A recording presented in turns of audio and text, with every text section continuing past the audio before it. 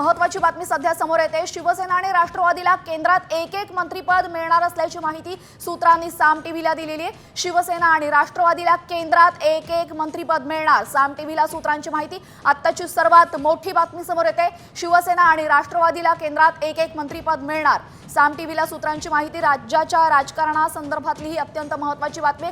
केंद्रामध्ये आता शिवसेना आणि राष्ट्रवादीला एक मंत्रिपद मिळणार असल्याची बातमी समोर येते।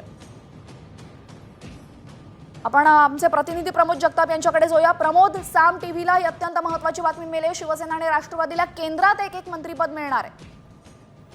राष्ट्रवादी काँग्रेस पक्षाचे जे अजित पवारांचा पक्ष आहे त्यांच्या पक्षाला राज्यमंत्रीपद हे पंतप्रधानांच्या किंवा एनडीए कडनं देऊ केलेलं होतं, मात्र तेव्हा अजित पवारांनी ते पद घेण्यासाठी नकार दिलेला होता। त्यामुळे सध्या केंद्रामध्ये अजित पवार यांच्या राष्ट्रवादी काँग्रेस पक्षाचा एकही मंत्री नाहीये। आता जर आपण बघायला गेलं तर अजित पवारांच्या राष्ट्रवादी काँग्रेस पक्षाचे लोकसभेमध्ये 1 आणि राज्यसभेमध्ये 3 असे एकूण 4 खासदार झाल्यामुळे त्यांच्या पक्षाला केंद्रामध्ये एक कॅबिनेट दर्जाचं मंत्रिपद जे आहे ते मिळणार आहे। दुसरीकडे जर बघायला गेलं तर एकनाथ शिंदे यांच्या शिवसेनेला स्वतंत्र प्रभार असणारं राज्यमंत्रीपद जे आहे ते प्रतापराव जाधव यांना दिलेलं होतं, त्यांना देखील एक कॅबिनेट दर्जाचं मंत्रिपद दिलं जाऊ शकतं। त्यामुळे बघावं लागणार आहे की या दोन्ही पदांवरती नेमकं कुणाची वर्णी लागते। राष्ट्रवादी काँग्रेस पक्षाच्या वतीने जर आपण प्रामुख्याने बघायला गेलं तर हे कॅबिनेट दर्जाचं पद जे आहे ते प्रफुल्ल पटेल यांना मिळेल अशी शक्यता वर्तवली जाते, पण शिवसेनेमधनं हे कॅबिनेट दर्जाचं पद मिळाल्याच्या नंतर ते कुणाला दिलं जातं हे बघणं महत्त्वाचं असणार आणि त्याच अनुषंगानं आजच्या बैठकीमध्ये सविस्तर चर्चा होणार आहे।